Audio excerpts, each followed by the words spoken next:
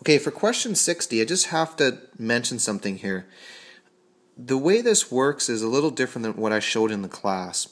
And the reason is, when you have your gross pay, in the book we teach that gross pay, you must take off your CPP and your EI and any other union dues that you have, and that will give you your taxable income. And then you take the tax off, and you're left with your net pay.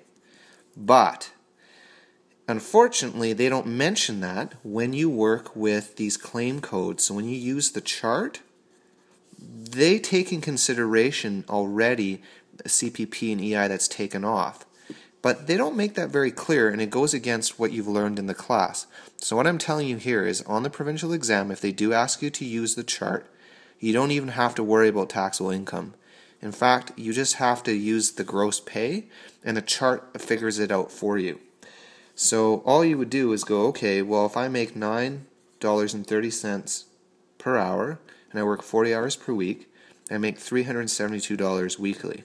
So you don't even have to figure out your taxable income. The chart takes that into consideration, and that's something they don't make very clear.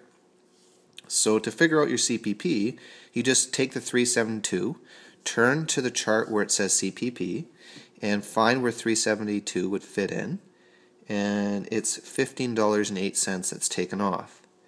Do the same thing for EI, and you would take off $6.44. Now normally we would want to take this off before we do our tax, but not when you use the chart. You just keep using the 372. So you turn to the federal tax page, find claim code 1 and 372, and it says take off $20.55. Then turn to the BC tax and do the same thing. Still use claim code 1, and again just keep using the 372.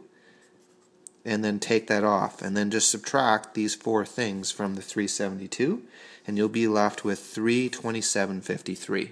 So yeah, it is a little different what you learned in class, but in a sense it is a little bit easier because you only have to worry about the 372.